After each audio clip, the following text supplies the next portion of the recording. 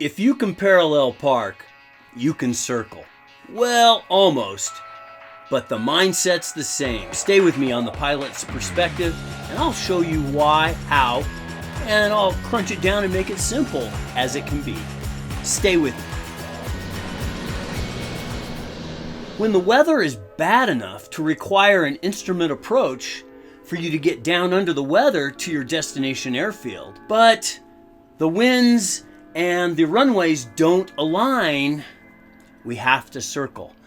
We need to fly an approach to get below the weather and then visually maneuver our aircraft so that we can land on the most appropriate runway. Some airfields, they call it a circle because it's more than 30 degrees off the runway heading. But once we get down, we need to be able to situate ourselves, mentally know where we are in that airfield environment, and be very aware of many things. The ground, hazards, towers, the winds, and never lose sight. And if we do, we need to do a different kind of missed approach. But once we start to maneuver our aircraft, if we break it down to simple radiuses and turns, I promise you, you can circle like a pro. You can put your airplane exactly where you want it to make a nice, safe landing with challenging winds. Remember, that's probably why you're circling. The winds are not giving you a situation to land on a more favorable runway. All pilots know that instrument flight doesn't start in the cockpit. It starts on the ground, pre-mission planning, observing winds, weather along the route, and at our destination airfield. When we do that, we figure out if we need to fly an instrument approach to get below the weather. We also take a look at the winds, the runway headings, and we decide whether we will be able to land straight ahead on this instrument approach, or we might need to circle around to align our aircraft with a favorable runway that allows us to land with these winds and the ceiling and visibility that's being forecast. As you do that, there's lots to look at. I want to focus you on the part where you get below the weather and start to maneuver your airplane. Let's go to my big screen, and I want to talk to you about some of these methods. So realize there's many methods out there. This is the 30-degree method. Pretty simple. We come in down here at the bottom, some kind of an approach. We turn 30 degrees off of the runway heading, and if we fly this line, it will give us an offset if we fly 4 times 10% of our true airspeed. In this example, if my true airspeed is 130 knots, 4 times 10% or 13 is 52 seconds. You can see that leg is a little lengthy. So this method works well on longer runways. That will give us our 2 radius offset so that we can turn our aircraft 180 degrees around and land. You'll see this little segment. A technique to get this fly off is to continue with that 10% of your true airspeed. And what that does is it puts you right here, 13 seconds in this case, away from the airfield, but you're going to be at some altitude, let's say 400 feet above the ground. You need to be able to judge and have a short but decent short approach. You can't just arrive 400 feet over the end of the runway and then land down here. I guess you could if you have a long enough runway. Not advised. So this is one method. Now this method is best on longer runways, as I've already mentioned. Remember, keep the runway in sight. This is a great method to keep the runway in sight. You don't turn your aircraft too much left or right. This can work if the situation is good for this method. Another method is 90-90. This one's pretty simple. This one says if we fly into a airfield and we want to land on that runway right there, we make a 90-degree turn and then we immediately make another 90-degree turn. Remember, if the winds are pushing you left or right, you've got to apply some drift correction on this downwind leg. Same concept, we do a fly off. This method down here with 2 90s gets us our 180-degree turn offset and we come in and land. Works on any length of runway, Down here, you can lose sight of the runway. Not very good, but it gets you that offset much quicker. That's another technique to use. Here's a third combination of different pieces and parts. So maybe I'm flying an approach into the runway, but the winds are definitely favoring a different direction, but maybe I can't land on this 4,000 foot runway. So I fly in, I get a good visual of the airfield, and I turn my aircraft to fly over the landing runway at 90 degrees. And when I do that, I use that 10% of the true airspeed technique again.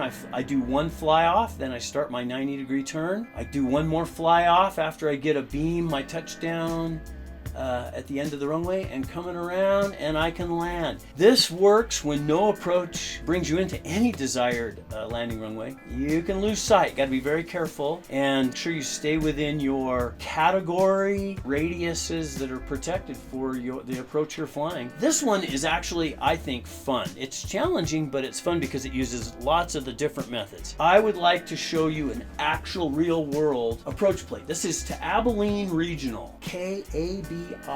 What I want you to notice is we have parallel offset runways. The approach brings you in from Abilene Vortac on a 105-degree heading, and look down here in this view, it brings you into the airfield kind of like not at anything. You are just kind of tooling in over the middle of the airfield right here. You have to set yourself up. This VOR or GPS alpha, meaning it only, look down here, only has circling minimum. It is not a straight-in approach. It is only a circling approach. This is a great example. Look at the categories A, B, C, and D. Notice how we can get down to 509 feet, but as we start going a little faster, 529, a little higher, and so forth, 629 and 669. Notice how the visibility requirements goes up as we get towards category D, and the weather required to file also goes up. So we're coming in from Abilene on a 105-degree heading, and I'm looking around trouble T. I want you've got to look those up, and then look, missed approach. As part of any good approach planning, you need to look at the missed approach. Can I comply and execute a missed approach if I need to go? This would be climb to 3,000 feet, then a climbing left turn to 5,000, then direct to the Abilene Vortac and hold. Well, why would they want you to do a left turn? Well, I want you to see this tower farm down here. I like to refer to them as farms because they just keep growing. Look at this. Look at these towers. 2,300, 2,261, 2,408. These things will reach right up when you're down this low, and they'll grab you and whack you. Also note this big boy right there, 3547. So as we come down, this is a great chance for you to apply the last combination method.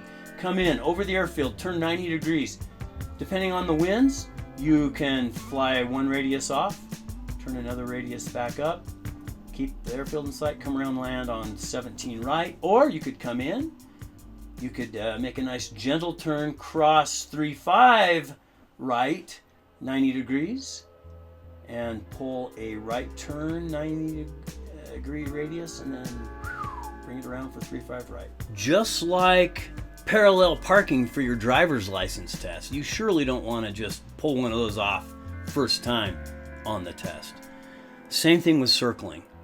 You must not get yourself into a situation where circling is required, and it's the first time you've tried it.